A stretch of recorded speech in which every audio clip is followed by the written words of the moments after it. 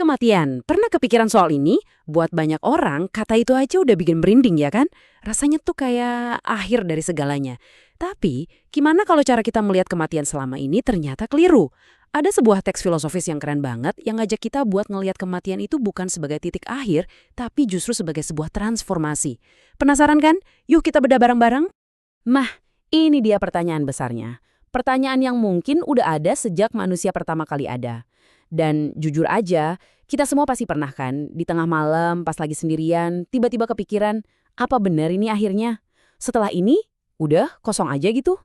Dan buat sebagian besar dari kita, jawaban yang langsung muncul di kepala itu ya iya, kematian itu kehampaan. Titik. Abis.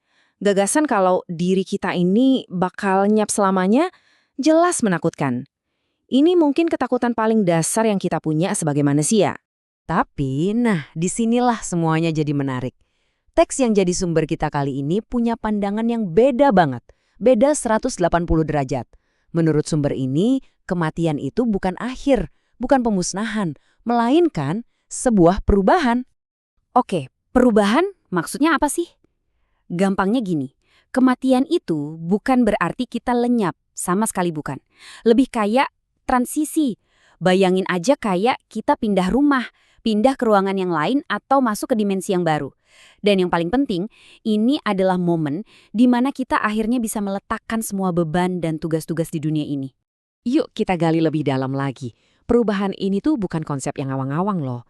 Dijelaskan dengan sangat indah ada 4 poin utama. Pertama, ini adalah sebuah kelegaan. Bebas dari semua tugas duniawi. Kedua, ini perjalanan pulang. Kembali ke esensi sejati diri kita.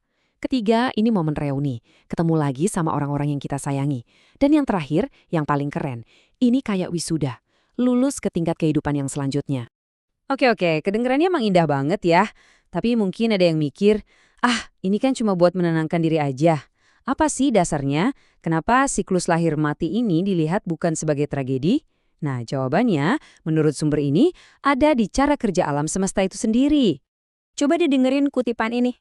Alam semesta itu terus bergerak dari satu keadaan ke keadaan lain, selalu menghasilkan yang terbaik, terindah, dan tersegar.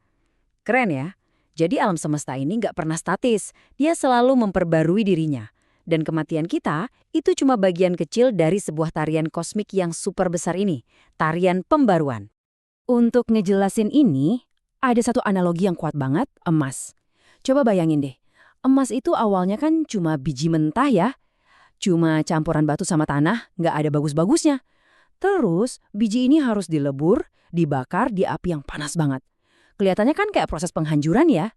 Tapi justru dari kematian wujud kasarnya itu, esensi emas yang murni, yang berkilau, dan berharga baru bisa keluar. Atau pakai metafora lain deh, anggap aja hidup ini panggung teater raksasa. Kita semua nih aktornya, masing-masing punya peran. Dan dalam sebuah pertunjukan yang bagus, setiap aktor kan ada waktunya buat masuk dan ada waktunya buat keluar panggung kan? Tujuannya apa? Ya supaya ada ruang buat aktor baru, cerita baru, biar pertunjukannya tetap jalan, tetap seru dan nggak ngebosenin. Nah, ini nih intinya. Cara kita melihat kematian itu bukan cuma soal pikiran. Ini benar-benar ngebentuk realitas yang kita alami.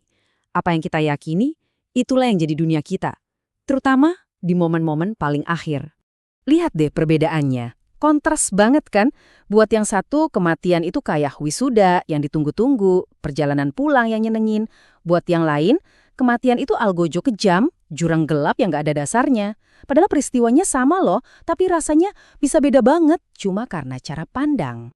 Dan salah satu poin terpentingnya adalah ini, kematian itu bukan berarti sendirian. Justru sebaliknya, ini adalah sebuah reuni akbar. Sumber kita ini bilang, kita itu pergi ke tempat di mana 99% orang-orang yang kita sayangi udah nungguin di sana. Jadi rasa takut akan perpisahan langsung berubah jadi harapan buat ketemu lagi. Oke, sekarang kita masuk ke bagian yang menurut saya paling gila dan provokatif dari semua ini. Sebuah ide yang benar-benar ngejungkir balikin semua anggapan kita soal apa yang kita inginkan dalam hidup. Coba deh kita mainkan sebuah skenario di kepala kita. Lupakan dulu soal takut mati. Sekarang, coba bayangkan kebalikannya. Gimana kalau di dunia ini nggak ada yang bisa mati? Semuanya hidup abadi. Menurut Anda, dunia kayak gitu bakal seperti apa? Jawabannya ternyata bukan surga. Sama sekali bukan. Menurut sumber ini, dunia tanpa kematian itu justru adalah neraka. Sebuah dunia horor yang terkubur di bawah selimut semut dan tumbuhan liar yang nggak pernah berhenti tumbuh. Sebuah mimpi buruk yang statis, nggak ada perubahan sama sekali. Loh, kok bisa jadi bencana? Ya karena kalau nggak ada akhir, nggak akan pernah ada awal yang baru. Nggak ada lagi ruang buat kehidupan baru, buat seni baru, buat ide-ide baru. Dunia bakal jadi super penuh sesak, monoton, dan jujur aja, membosankan. Siklus pembaruan yang indah itu bakal macet total. Ironisnya, di dunia yang kayak gitu, kita malah bakal berdoa, memohon supaya kematian datang sebagai anugerah. Jadi inilah permaknaan ulang yang luar biasa itu. Kematian itu bukan jatuh ke jurang, tapi lebih kayak naik lift misterius yang membawa kita ke level pertama dari keabadian. Sebuah kenaikan, bukan kejatuhan. Dan ini membawa kita ke satu pertanyaan penutup yang paling penting. Kalau memang kematian itu cuma sebuah transformasi, terus gimana seharusnya kita menjalani hidup kita yang sekarang ini?